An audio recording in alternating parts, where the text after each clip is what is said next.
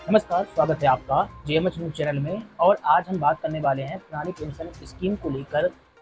कर्मचारियों का देश भर में अलग-अलग जगह आक्रोश देखने को मिल रहा है। तमाम प्रदर्शन की खबरें हमने आपको दिखाई, किस तरीके से कर्मचारी, चाहे वो शिक्षक हों, चाहे वो रेलवे के कर्मचारी हों, डाक के कर्मचारी हों या फिर कोई भी कर्मचारी हैं, वो प्रदर्शन कर रहे हैं। इसमें कर्मचारियों के साथ ही अधिकारी भी प्रदर्शन करते हुए देश के अलग-अलग राज्यों से उनका यूनियन जो बैनर बनाया गया है, उसके तले वो प्रदर्शन करते हैं।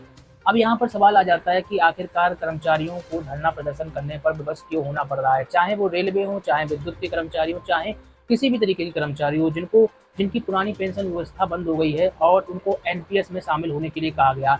अब तो यूपीएस आने वाला है, तो यूपीएस में भी उनको चॉइस दी जा रही है। लेकिन सवाल यहाँ पर उठता है, एनपीएस और यूपीएस क्यों नकार रहे हैं कर्मचारी। लगातार इस मुद्दे को लेकर हम आपकी समस्याओं को उठा रहे हैं। कोई भी अगर आपकी प्रतिक्रिया कमेंट बॉक्स में रखिए। चैनल को सब्सक्राइब नहीं किया करें, लाइक और शेयर करना मत भूलें। एनपीएस यानी न्यू पेंशन स्कीम कर्मचारियों के अनुसार शेयर बाजार के हिसाब से है। शेयर बाजार एक समाधान भी हो सकता है, संभावनाएं कर्मचारी जता रहे हैं। अगर ऐसा हुआ तो कर्मचारियों का पूरा पैसा डूब जाएगा। वहीं आपको बता दें, पुरानी पेंशन स्कीम ओपीएस में तमाम ऐसे प्रावधान हैं जो कर्मचारियों के हितार्थ हैं। सबसे पहले तो पुरानी पेंशन योजना के तहत जो है बुढ़ापे का एक तरफ से सहारा है कर्मचारियों का, और नई पेंशन स्कीम में ऐसा कोई प्रावधान ही नहीं है। और ऊपर से सरकार, मोदी सरकार यूपीएस लाई। यूपीएस तो और भी जो है बड़ी समस्या पैदा कर रही है। यूपीएस जो स्कीम अभी तो नहीं लागू हुई, लेकिन अप्रैल 2025 से इसको लागू करने की बात कह रहे हैं, तो उसमें एक बड़ी समस्या कर्मचारियों के सामने खड़ी हो जाएगी। हालांकि कर्मचारियों पर चॉइस होगी कि वो एनपीएस में जाएं या यूपीएस में जाएं, लेकिन इसके बावजूद भी कर्मचारियों की एक ही मांग है कि ओपीएस को हर हाल में केंद्र सरकार बहाल करे।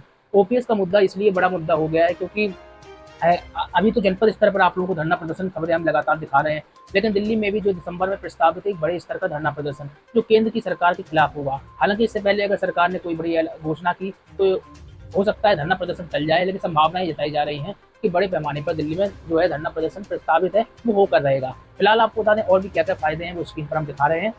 पुरानी पेंशन योजना क्या है वो समझते हैं। पुरानी पेंशन में कर्मचारियों को एक निश्चित फॉर्मूले के आधार पर पेंशन की निश्चित राशि दी जाती है, जिससे सेवानिवृत्ति के बाद स्थिर आय सुनिश्चित होती है। सेवानिवृत्ति होने पर यानी रिटायरमेंट होने पर इस राशि का आधा हिस्सा जो है ग्रेच्युटी, महंगाई भत्ता, महंगाई राहत में नियमित समायोजन जैसे अतिरिक्त लाभ कर्मचारियों को दिए जाते थे।